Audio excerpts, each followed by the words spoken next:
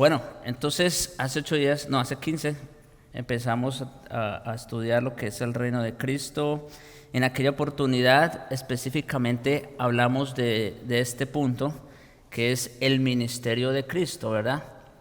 Nosotros ya vimos cómo todo el Antiguo Testamento pues tenía como fin, como propósito último, mostrarnos o señalarnos a Cristo. Y lo hizo, o lo vimos en dos formas principalmente: en forma tipológica, a través de todos los símbolos, todos los tipos contenidos bajo el antiguo pacto, pero también de una forma mucho más específica y puntual, a través de el desarrollo de la promesa de redención, ¿verdad? Bien, y pues que a Dios le plació ir revelando poco a poco su plan en forma de pactos, ¿no? Y ahí pues entonces es todo lo que hemos visto hasta ahora. Pero luego llegamos al reino de Cristo y empezamos a ver lo que fue el ministerio de Cristo primeramente, y eso es lo que hemos visto hasta ahora. Vimos primero su mensaje. ¿Cuál era el mensaje del ministerio de Cristo?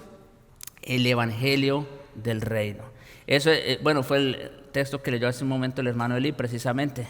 Llegó Jesús diciendo, arrepentíos y creed el evangelio, ¿no? Porque el reino de los cielos ha llegado a vosotros. Así que ahí tenemos el mensaje. Bueno, ahí también está Marcos 1, 14 y 15. Y luego vimos o hablamos sobre la naturaleza de su ministerio, o más bien la naturaleza de dicho reino, y dijimos que pues estamos hablando del reino de los cielos precisamente. El carácter de este reino es celestial principalmente, ¿no? No estamos hablando de un reino terrenal como pensaban los judíos. Recuerdan que hicimos esa aclaración. Muchos, incluyendo sus discípulos, se confundieron con el Señor cuando Él vino, porque ellos pensaban que Cristo iba a ser el rey, en el sentido de que los iba a liberar del yugo de Roma en ese momento específicamente. Pero pues no, ese reino no tiene nada que ver con este mundo. Como dijo el Señor cuando lo arrestaron: si mi reino fuera de este mundo, ¿verdad? O sea, pues vendrían los ángeles, pelearían por mí, pero no es de este mundo. Es un reino celestial. Es un reino que le pertenece a aquellos que son pobres en espíritu, que son humildes y que creen en el Señor Jesucristo. Bien, y luego hablamos obviamente, cuando hablamos de un reino, pues ¿cuál es la figura principal de un reino? Su rey, ¿no es cierto? No puede haber un reino sin un rey, ¿verdad? Bueno, entonces nosotros vimos ya que el representante, o en este caso el rey del reino, ¿es quién? Obviamente el Señor Jesucristo. El Señor Jesucristo, Él es el rey de ese reino. A Él fue a quien Dios puso como rey sobre este reino. Muy bien. Ahora, con la ayuda del Señor, vamos a continuar dentro del mismo reino de Cristo. Vamos a hablar de un pacto más. Un pacto, hermanos, que no tuvo lugar en el tiempo como los otros que hemos visto hasta ahora, ¿verdad? El pacto de obras tuvo su momento, ¿cuándo? En el Edén, ¿no? Allá. Luego el pacto noémico tuvo su momento, pues obviamente con Noé, y lo mismo decimos de Abraham y de Moisés. Todos tuvieron un tiempo, un momento, ¿verdad? Pero vamos a hablar de un pacto, hermanos, que tuvo lugar, hablando en términos humanos, en la eternidad, desde antes de la fundación del mundo. Un pacto que no se había, vamos a decir, revelado con tanta claridad, pero que ahora con la ayuda del Señor, vamos a estudiarlo. Y esto es importante. Ahora, aquí alguien pudiera decir, pastor, pues si este fue el primer pacto, mucho antes del pacto de obras, pues ¿por qué no lo vimos al principio? Bueno, recuerden que nosotros estamos dando este estudio siguiendo el esquema de los reinos. Entonces, hablamos primero del reino de la creación, ¿verdad? Ahí tenemos el pacto de obras y el pacto noémico. Siguió el reino de ¿qué? De Israel. Ahí vimos el pacto ¿qué? Abrahámico, mosaico y davídico. Bueno, este pacto, el pacto de redención, corresponde ¿a qué reino? Al reino de Cristo. Y por eso es que ahora lo vamos a estudiar más en detalle. A manera de introducción, el nuevo pacto, que bueno, ese es lo que vamos a ver después con la ayuda del Señor. El nuevo pacto anunciado por el Mesías fue establecido sobre un fundamento pactual precedente, ¿sí? O en otras palabras, un pacto que lo anticipó. ¿Cuál es? El pacto de redención. En 2 Timoteo 1:9, Pablo enseña que la salvación es el resultado de un propósito dado en Cristo Jesús, escuchen, antes de los tiempos de los siglos. ¿Sí? Como les decía, este pacto fue mucho antes de que la creación existiera. Fue algo fuera del tiempo, en otras palabras, que ocurrió antes del tiempo, antes de los tiempos de los siglos. Y obviamente, como su nombre lo indica, este pacto tiene que ver ¿con qué? Pues con la redención de aquellos que Dios en su sola potestad se propuso salvar. Y en Tito 1:2, Pablo también dice que la vida eterna fue prometida antes del principio de los siglos, haciendo referencia a este mismo pacto. La Escritura entonces presenta este propósito eterno y promesa de salvación a la humanidad metafóricamente en la forma de un pacto realizado entre las personas de la Trinidad. Digo metafóricamente porque obviamente, bueno, eso es otro tema, ¿verdad? Pero si las tres personas son un solo Dios, ¿verdad?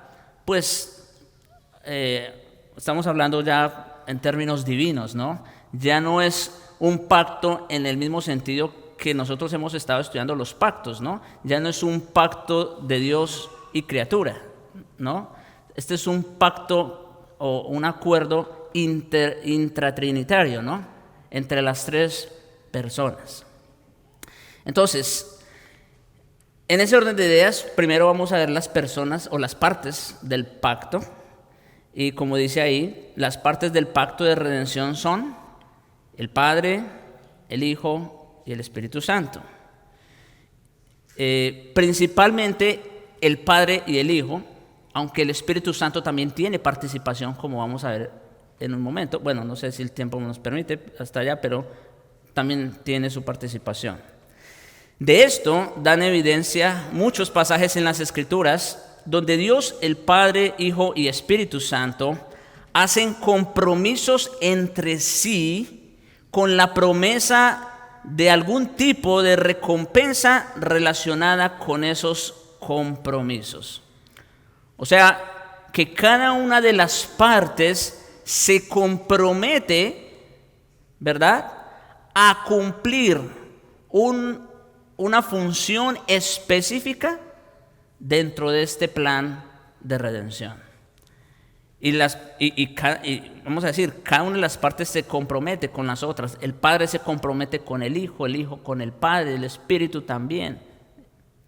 Por eso les decía, es un acuerdo intratrinitario. Ahora, la fuente primaria de información bíblica sobre este pacto de redención procede principalmente de los cánticos del siervo en Isaías. Isaías, desde el capítulo 42 en adelante, hasta más allá del 53, se le ha considerado, o algunos lo han considerado como los cánticos del siervo. ¿Por qué? Porque definitivamente vemos allí mucha información sobre Cristo. o como se ha dicho otras veces aquí, vemos al Espíritu de Cristo hablando antes de su encarnación, o el Cristo preencarnado, en otras palabras. Entonces, obviamente no vamos a ir a todos los textos porque son muchos, pero vamos a considerar al menos dos en Isaías, primeramente. Son los textos que tengo ahí, Isaías 42, ustedes pueden ir a sus Biblias. Isaías 42, versículos del 1 al 7, en primer lugar. En otras palabras, estos textos, hermanos, nos van a servir de fundamento para lo que nosotros entendemos que es el pacto de redención. ¿Ve? Ok. Entonces, Isaías 42, 1 al 7 dice: He aquí mi siervo. Mire cómo empieza este texto. Aquí está hablando Dios mismo, Dios Padre. He aquí mi siervo, yo le sostendré. Yo le sostendré. Ahí está prometiendo algo, ¿verdad? Yo le sostendré. Mi escogido, en quien mi alma tiene contentamiento. ¿De quién dice los evangelios que Dios tuvo contentamiento? Ustedes ya saben. He puesto sobre él mi espíritu. Él traerá justicia a las naciones. No gritará ni alzará su voz, ni la hará oír en las calles. No quebrará la caña cascada, ni apagará el pábilo que humeare. Por medio de la verdad traerá justicia. No se cansará ni desmayará hasta que establezca en la tierra justicia, y las costas esperarán su ley. Es claro el lenguaje, ¿no? Bueno, claro para nosotros que estamos de este lado, porque para la audiencia primaria seguramente todavía no era muy claro, ¿no? Como nos lo dice Pedro. Pero bueno, ya nosotros sabemos de qué se trata, pero no nos adelantemos. Vamos a ir en orden. Versículo 5. Así dice Jehová Dios, creador de los cielos y el que los despliega, el que extiende la tierra y sus productos, el que da aliento al pueblo que mora sobre ella y espíritu a los que por ella andan. Yo, Jehová, dice, te he llamado en justicia y te sostendré por la mano. Otra vez, Dios Padre haciendo una promesa, ¿verdad? Te sostendré por la mano, te guardaré y te pondré por pacto al pueblo. Miren, ahí está hablando de un pacto que va a haber, ¿no? Te pondré por pacto al pueblo, por luz de las naciones, para que abras los ojos de los ciegos, para que saques de la cárcel a los presos y de casas de prisión a los que moran en tinieblas. Mis hermanos, estos versículos describen al siervo de Jehová, como decía hace un momento. Describen al siervo de Jehová sin lugar a dudas. Al Espíritu de Jehová también, porque dice, ¿verdad?, que Él capacitará a este siervo. Lo capacitará, dice en el versículo 1, he puesto sobre él, ¿qué? Mi espíritu. Y precisamente eso tiene que ver con la obra del Espíritu en este pacto. En un momento vamos a ahondar un poquito más sobre eso. Entonces, estos versículos describen al siervo de Jehová, que ya saben quién es, Jesucristo, al Espíritu de Jehová y a Jehová, por supuesto, porque Jehová es el que está hablando aquí, ¿no es cierto? Él es el que se está comprometiendo en este pacto. Jehová dará al siervo como pacto para el pueblo. En otras palabras, y ese pacto del cual está hablando aquí, pues va a ser el nuevo pacto, porque va a ser en virtud de la obra de este siervo sufriente, en virtud de su sangre, como dice el mismo Señor en Mateo 26, que va a haber un nuevo pacto con el pueblo de Dios, ¿verdad? Entonces, aquí vemos a Jehová dando al siervo como pacto para el pueblo, como luz para las naciones. El siervo entonces realizará una tarea. Y eso tiene que ver con su misión. O sea, así como el Padre está comprometiéndose, ¿verdad?, consigo mismo, de capacitar y preparar al siervo, también el siervo va a adquirir un compromiso. Ahorita solo estoy trayendo los textos, como digo, en un momento vamos a desglosar mejor todo. En Isaías 50, este es otro texto claro, Isaías 50, versículos 4 al 9. El siervo expresa su disposición a emprender la misión. Entonces, noten, en el capítulo 42 es Jehová, el Padre, el que está comprometiéndose. Ahora vamos a ver en Isaías 50 al siervo expresando su disposición a cumplir esta misión también. Dice, versículo 4 de Isaías 50, Jehová el Señor me dio lengua de sabios. Aquí está hablando ¿quién ahora? El siervo de Jehová. Jehová el Señor me dio lengua de sabios para saber hablar palabras al cansado. ¿Ven? Lo que allá prometió Jehová, ahora el siervo está diciendo, eso es lo que yo voy a hacer. Para saber hablar palabras al cansado, despertará mañana tras mañana, despertará mi oído para que oiga como los sabios. Jehová el Señor me abrió el oído y yo no fui rebelde, ni me volví atrás. Di mi cuerpo a los heridores y mis mejillas a los que me mesaban la barba. No escondí mi rostro de injurias y disputos o de escupitajos. Versículo 7. Porque Jehová el Señor me ayudará. Otra vez, ven la conexión que tiene este texto con el anterior. Porque Jehová el Señor me ayudará, por tanto no me avergoncé. Por eso puse mi rostro como un pedernal, o sea, fuerte. Cuando el Señor Jesucristo en la hora más amarga le dijo, Padre, si es posible aparta de mí esta copa. Ustedes ya saben cuál fue la respuesta. No hay otra forma. Pero el Señor lo fortaleció, ¿verdad? El Evangelio de Lucas nos narra que envió ángeles para sostenerlo, ¿no? Para fortalecerlo. Y eso, como dice aquí el texto que estoy leyendo en Isaías 50, versículo 7, por eso puse mi rostro como un pedernal y sé que no seré avergonzado. Cercano está de mí el que me salva. ¿Quién contenderá conmigo? Juntémonos. ¿Quién es el adversario de mi causa? Acérquese a mí. He aquí que Jehová el Señor me ayudará. Otra vez, esa confianza que tenía en Jehová. ¿Quién hay que me condene? He aquí que todos ellos se envejecen como ropa de vestir, serán comidos por la polilla.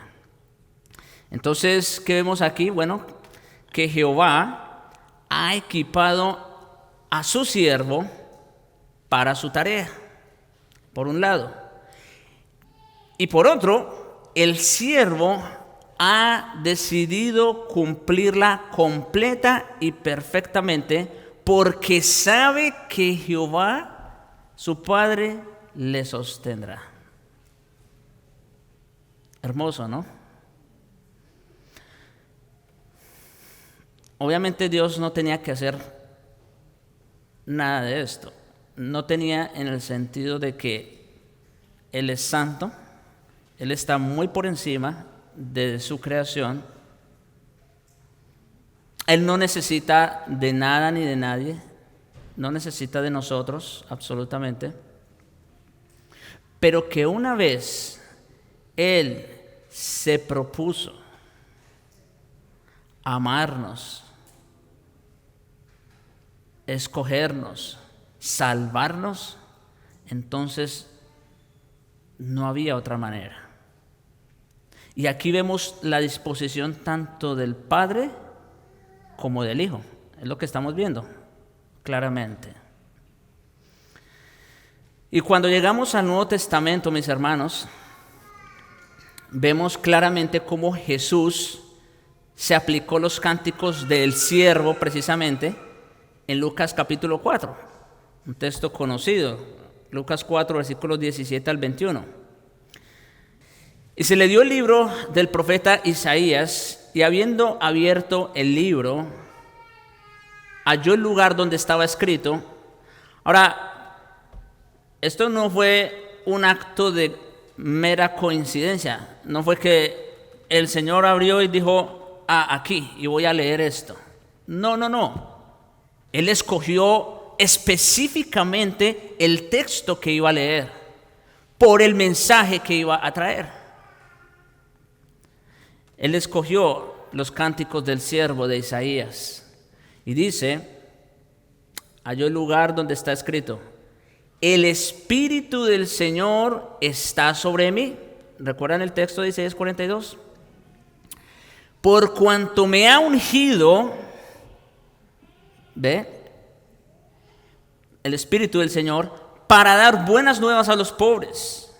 Me ha enviado a sanar a los quebrantados de corazón, a pregonar libertad a los cautivos y vista a los ciegos, a poner en libertad a los oprimidos, a predicar el año agradable del Señor.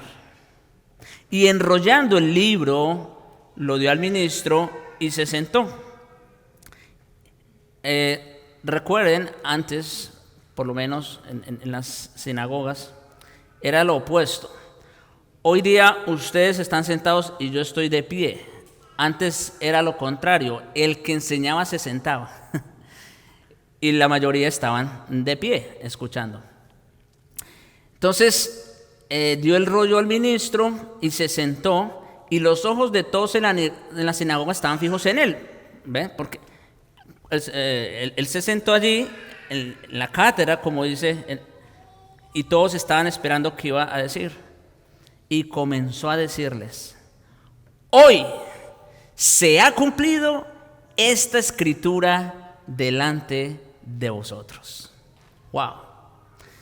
El Señor Jesús toma los cánticos del siervo de Jehová de Isaías y le dice a la audiencia que estaba allí, eso que dice sobre el siervo de Jehová, hoy se está cumpliendo delante de ustedes.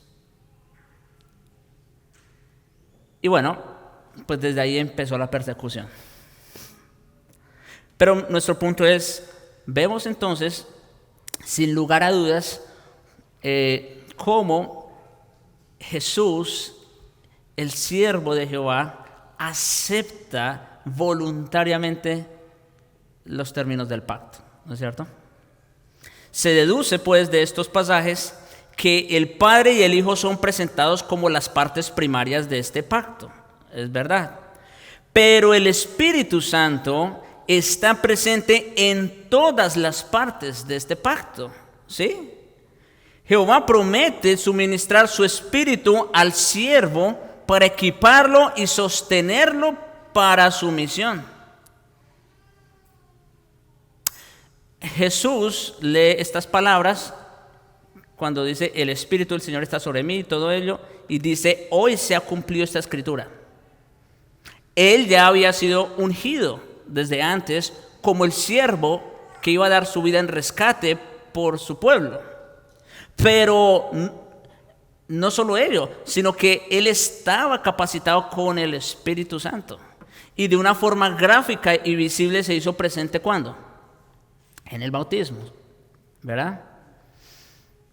Entonces, tenemos allí al Espíritu para equiparlo y sostenerlo en su misión.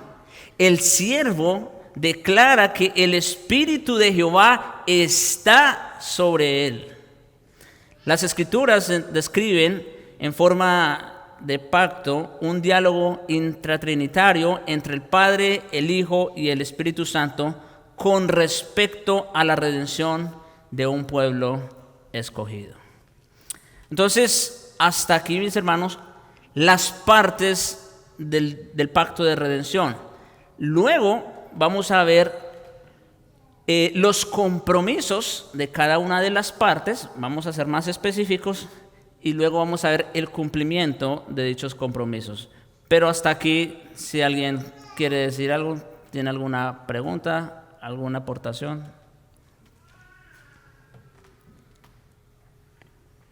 Ya habían escuchado algo antes sobre el pacto de redención.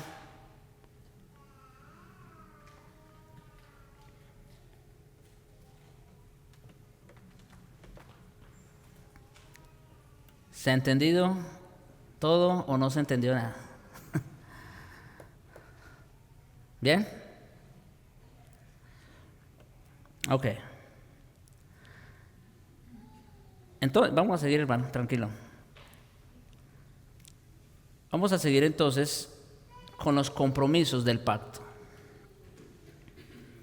Los compromisos del pacto. Tenemos por un lado los compromisos del Hijo, que es el siervo de Jehová. Y uno de los compromisos del Hijo, podríamos desglosarlo mucho más. Yo lo he resumido a dos compromisos principalmente. Uno tiene que ver con su obra sustitutiva y el otro con su obra mediadora. Aunque están relacionados, obviamente, pero vamos a ver cada uno en particular. Entonces, en primer lugar, hablemos de su obra sustitutiva, de la persona del Hijo. En los cánticos del siervo de Isaías, los textos que se leyó hace un momento, Dios Padre dio una misión a su siervo. De hecho, el mismo nombre, siervo de Jehová, lo indica, ¿verdad? Indica que Él es la parte que le va a tocar cumplir la misión, ¿no es cierto? El Padre colocó al Hijo bajo ciertas obligaciones o compromisos, en otras palabras. Le ordenó, aquí esa parte es importante, por eso la subrayo, le ordenó que se encarnara primeramente. Era necesario que si Él iba a redimir a personas, a hombres como usted y como yo, Él también tenía que participar de lo mismo, ¿no es cierto? Él también tenía que participar de lo mismo para poder cumplir a cabo su obra sustitutiva. Entonces, en primer lugar, le ordenó que se encarnara, que obedeciera la ley perfectamente también. Aquí esto tiene que ver con la obediencia activa de Cristo. Cristo cumplió perfectamente la ley por sus ovejas, por cada uno de aquellos por quienes Él vino a representar. Pero no solo fue obediencia activa, pero también a que se ofreciera como sacrificio sustitutivo por un pueblo especial, su obediencia pasiva. Se dice obediencia pasiva en el sentido de que allí vemos al siervo de Jehová, ¿cómo? Como cordero que es llevado al matadero, que no abrió su boca.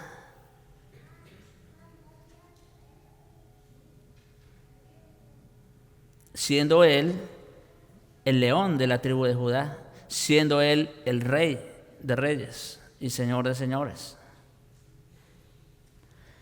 Entonces, aquí vemos el compromiso que está adquiriendo el siervo de Jehová. Encarnación, obediencia activa, obediencia pasiva. En el sacrificio, en la obra sacrificial.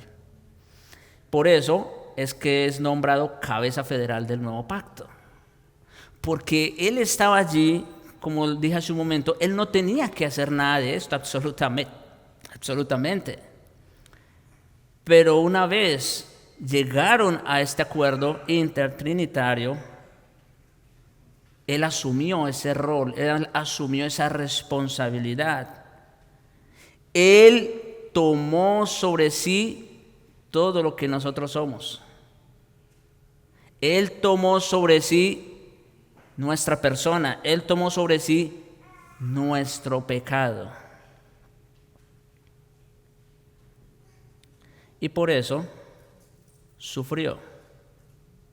mientras Él no fue cargado con nuestra naturaleza pecaminosa, Él salía libre del templo, de la sinagoga, no podían tocarlo.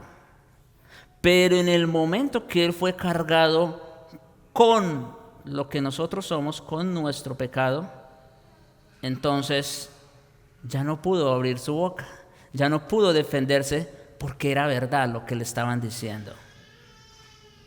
El justo por los injustos, dice Pablo. Y por eso, como les digo, fue nombrado cabeza federal del nuevo pacto. Él fue nuestro representante allí. Dios Padre le asignó un trabajo a Dios Hijo. El pacto de redención, vamos a decir, era un pacto de obras, ¿sí? Dios Hijo tenía que cumplir mandatos para obtener las bendiciones del pacto a favor de los representados. En ese sentido, el pacto de redención fue un pacto de obras. El siervo de Jehová tenía que cumplir aquello que el primer Adán no pudo por nosotros. Y no solo tenía que cumplir, como digo, activamente, pero tenía que sufrir por aquello en lo que nuestro primer padre había fracasado. Y todos nosotros con él.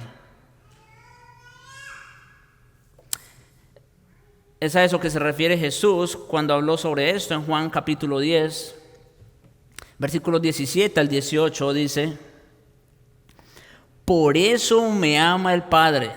Escuchen, por eso me ama el Padre, porque yo pongo mi vida. Escuchen, Jesús fue a la cruz voluntariamente. Yo pongo mi vida para volverla a tomar. Él también, obviamente, estaba convencido de la realidad de la resurrección, ¿verdad? Yo pongo mi vida para volverla a tomar. Nadie me la quita. ¿Ven? No fue obligado, si vamos a ponerlo en esos términos. No. Nadie me la quita, sino que yo de mí mismo la pongo. Tengo poder para ponerla y tengo poder para volverla a tomar. Este mandamiento recibí ¿de quién? De mi Padre. ¿Y en dónde vemos que recibió ese mandamiento? Allá, en los cánticos del siervo de Isaías.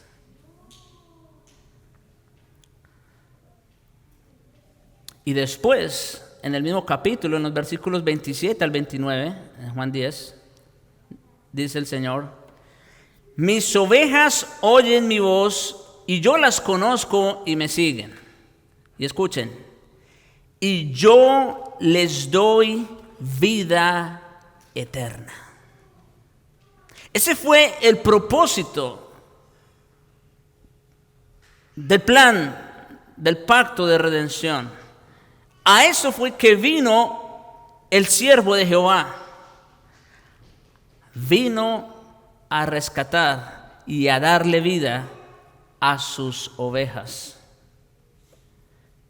Y no perecerán jamás, ni nadie las arrebatará de mi mano. No vino a abrir una puerta, a abrir una posibilidad para que algunos se salven, como algunos enseñan. Eso es la redención universal. Que Cristo vino y murió para hacer posible la salvación de todos los hombres. Como si los hombres pudieran de su propia voluntad, al final de cuentas, decidir si se salvan o no. No, eso no es lo que vemos aquí. Lo que sí vemos es que el siervo de Jehová vino a cumplir lo que el Padre le mandó. ¿Y qué fue lo que el Padre le mandó? Dar su vida por sus ovejas, no por los cabritos.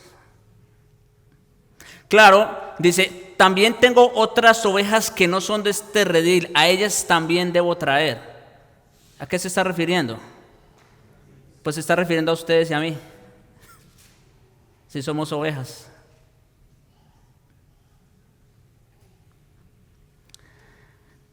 Mi padre, sigue diciendo, versículo 29, mi padre que me las dio es mayor que todos.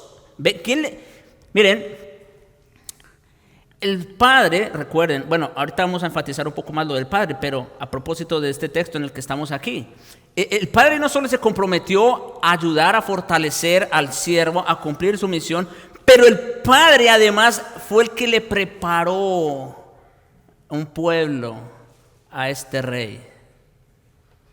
Mi padre que me las dio, él fue el que me las dio. Es mayor que todos y nadie las puede arrebatar de la mano de mi padre. O sea que, en otras palabras, ahí no van a haber colados, ¿no es cierto? Son aquellas que el padre le dio. El padre entonces dio un pueblo al hijo, ¿sí? El padre dio un pueblo al hijo, estas ovejas, y al hijo se le ordenó que diera su vida por este pueblo como cabeza federal de ellos. Aquí pues entonces tenemos el compromiso del hijo, su obra sustitutiva. Pero hay otro compromiso que adquirió el hijo, y ya luego les voy a dar otro espacio para si tienen preguntas o comentarios. El otro compromiso, la otra parte del compromiso del siervo de Jehová fue su mediación.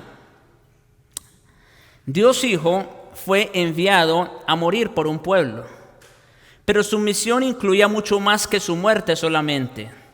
Fue nombrado por el Padre para que fuera mediador para su pueblo, y como ese mediador, para que fuera el rey, el sacerdote y el profeta de los elegidos de Dios.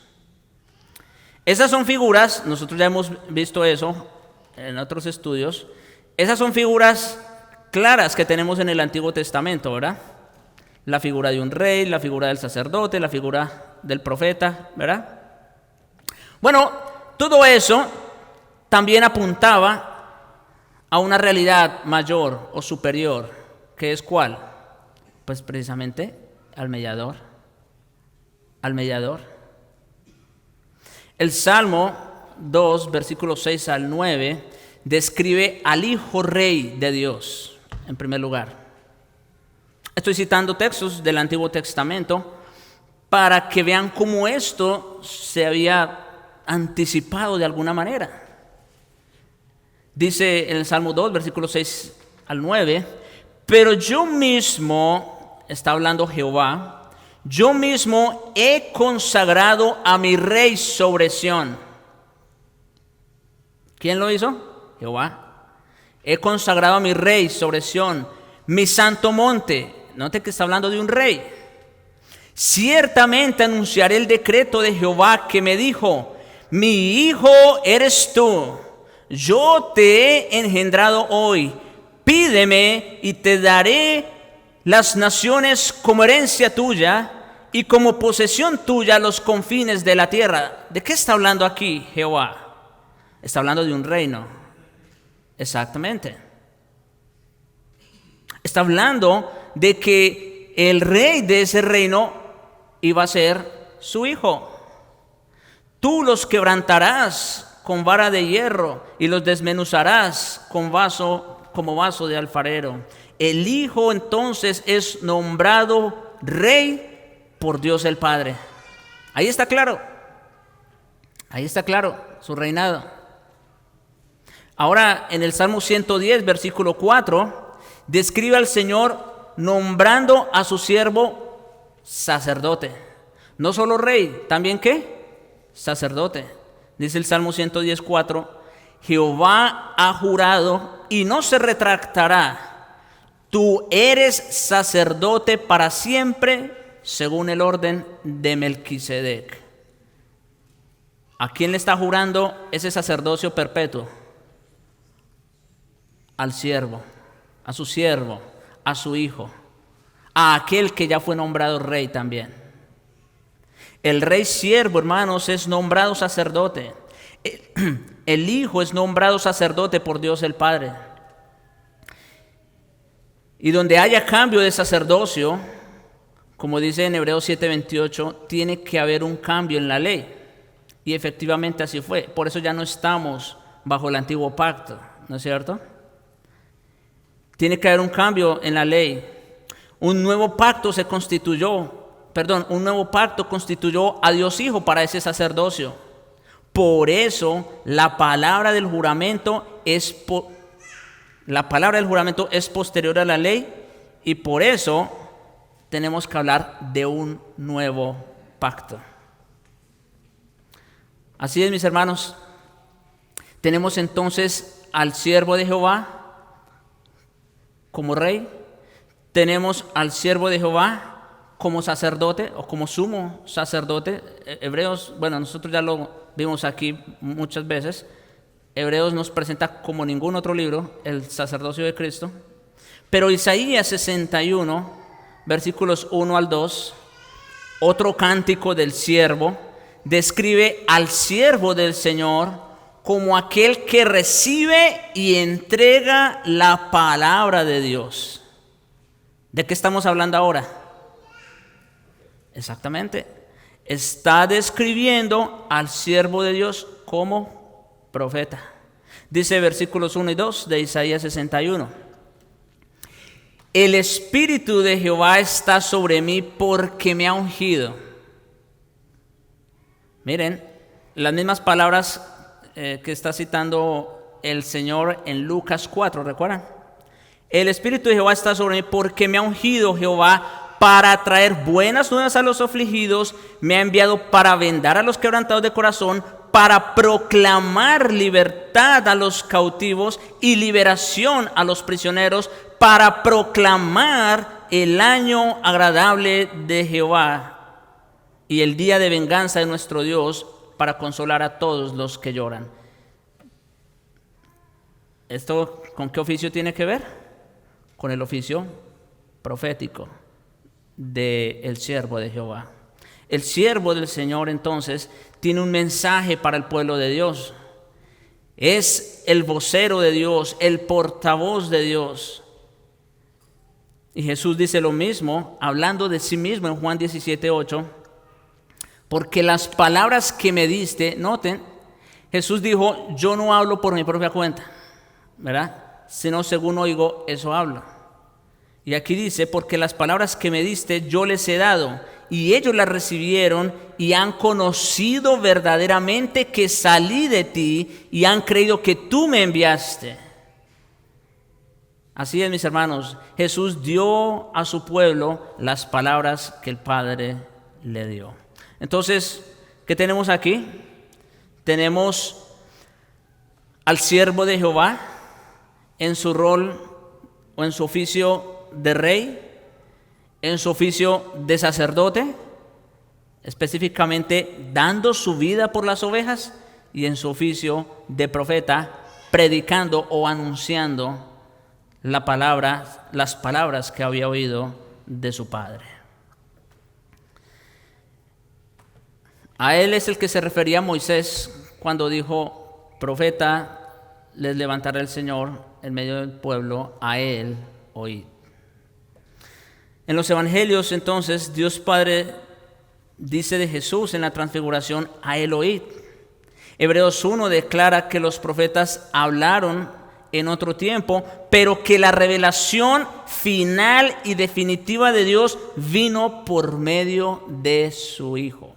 De hecho, ustedes recordarán, los que estaban aquí, cuando empezamos Hebreos, ese versículo cuando dice, pero ahora nos ha hablado por el Hijo, ¿recuerdan?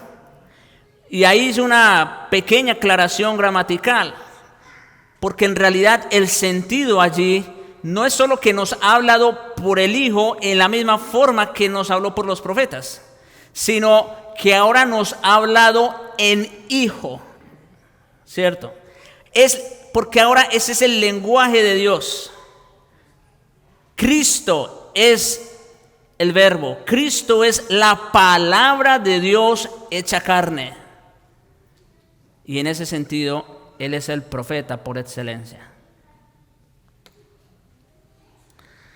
Dios Padre nombró a Dios Hijo entonces para que fuera un siervo fiel para su pueblo especial y fuera el profeta, el sacerdote y rey de ese pueblo. Ahí tenemos entonces, hermanos, los compromisos del siervo de Jehová, los compromisos del Hijo. Otra vez, bueno, ya quedan 10 minutos, no creo que pueda avanzar más, así que los dejo a ustedes. Allá, Kevin.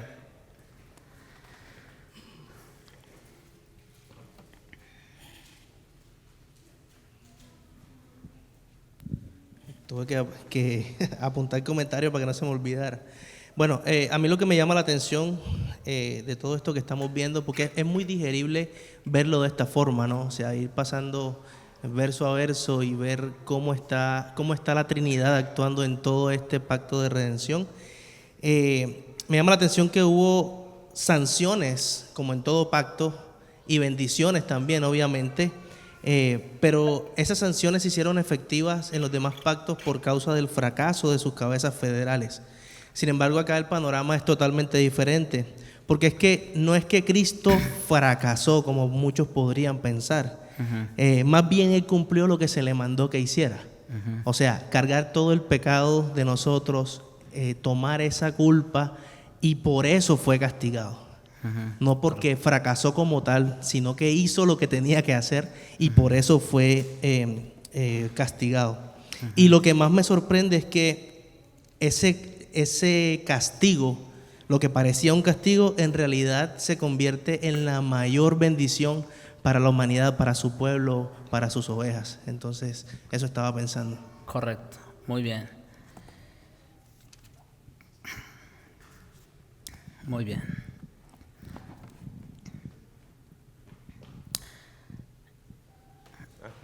Aquí.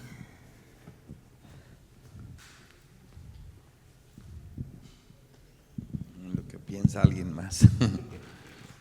Sí, hablando ahí en la última parte de los 3 oficios de Cristo, cómo se han cumplido, ¿verdad? Es importante entender la claridad de la palabra de Dios y, como vamos a ver hoy en el mensaje, cómo trazar bien la palabra de verdad, ¿verdad? Dice la palabra: procura con diligencia presentarte a Dios aprobado, como obrero que no tiene de qué avergonzarse. Obrero, o sea, un obrero no tiene opinión, solo obedece. Que traza bien, que usa bien, que enseña bien, que corta bien, en línea recta, dice una versión, la palabra de verdad.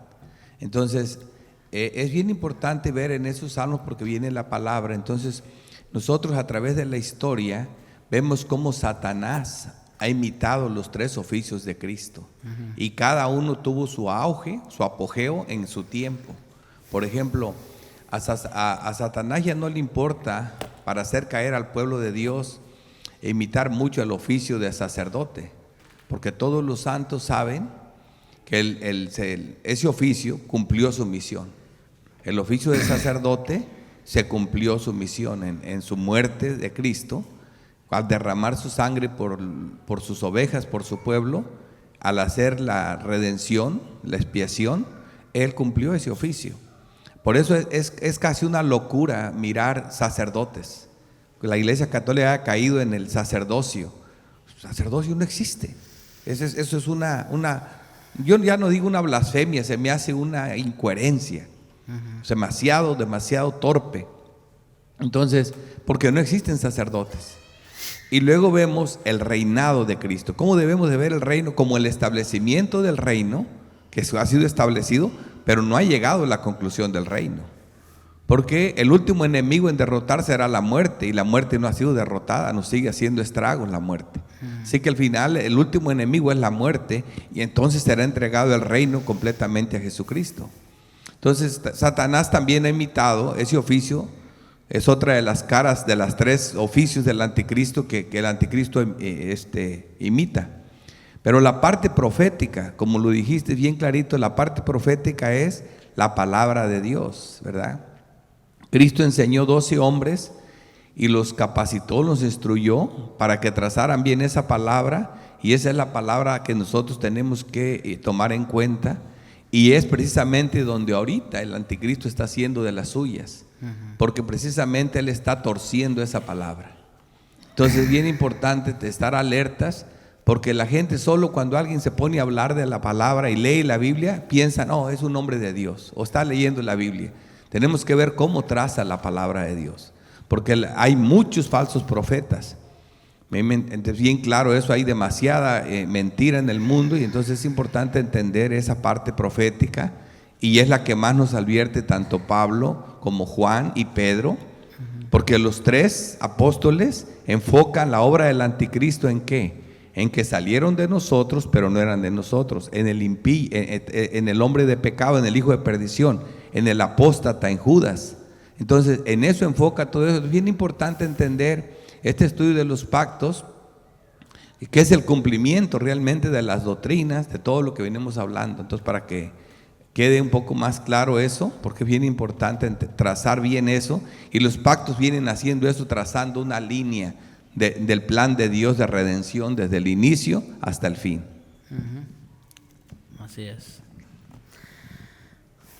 Ahora, no lo tenía, pero a propósito del comentario también que hizo Kevin hace un momento, creo que este texto nos da más luz en cuanto precisamente el contraste del pacto de obras inicial en Adán y este pacto de redención, que recuerden, dijimos, este pacto de redención viene a ser como un pacto de obras también, ¿no? Le fue impuesto al siervo, puede sentarse, hermano, le fue impuesto al siervo de Jehová unos compromisos bien específicos, ¿no? Con relación al pueblo que iba a salvar. Entonces, en Romanos capítulo 5, si pueden ir allá también, del versículo 15 en adelante, dice: mas el don no fue como la transgresión. Obviamente aquí el apóstol va a hacer un contraste entre lo que fue nuestro primer representante y el segundo representante, ¿verdad? Dice, el don no fue como la transgresión, porque si por la transgresión de aquel uno, Adán, murieron muchos, Adán fracasó y todos fracasamos en él. Murieron muchos, ¿verdad? Mucho más abundó a los muchos la gracia de Dios y el don por la gracia de un hombre, Jesucristo. ¿Ven el contraste? Ni fue la dádiva como la transgresión de aquel uno que pecó, porque el juicio a la verdad vino de un solo pecado para condenación. ¿Sí? Por un solo pecado entró al mundo la muerte y por tanto todos pecaron. Eso dijo el versículo 12. Pero el don vino a causa de muchos delitos para justificación.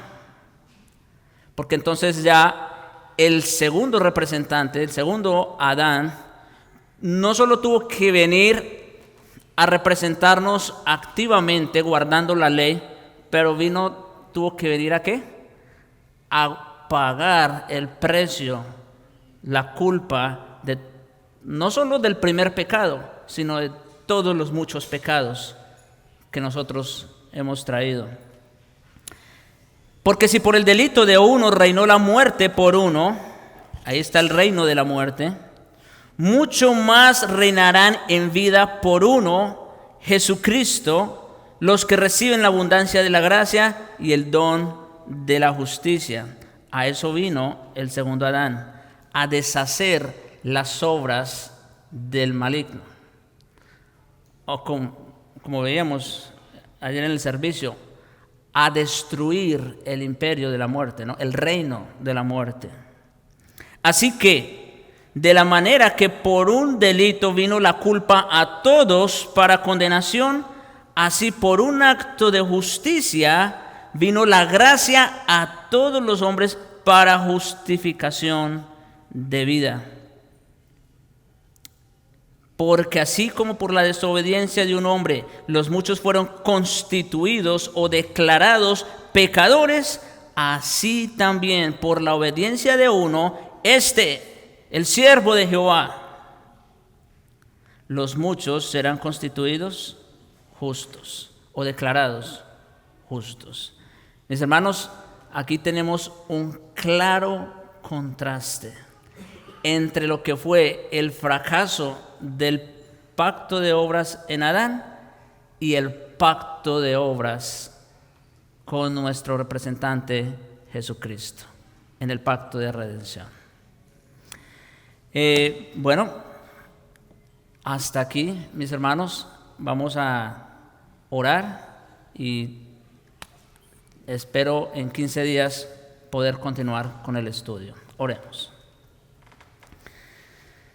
Padre bueno y misericordioso, bendito Señor, te damos gracias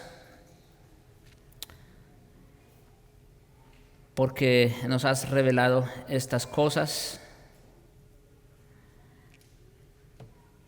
y ahora, Señor, podemos disfrutar mucho más de esa salvación tan grande. Gracias te damos, Señor, por proveernos en Cristo a nuestro Rey, un fiel y sumo sacerdote, y a nuestro gran profeta también. Gracias te damos, Señor, por Jesucristo, por su obra completa, perfecta. Gracias, Señor, por ponerlo a Él como nuestro representante, en nuestro lugar. Y de esa manera, Señor, ya no ir a la condenación. Gracias te damos, Señor, por tu obra. En Cristo te damos las gracias. Amén.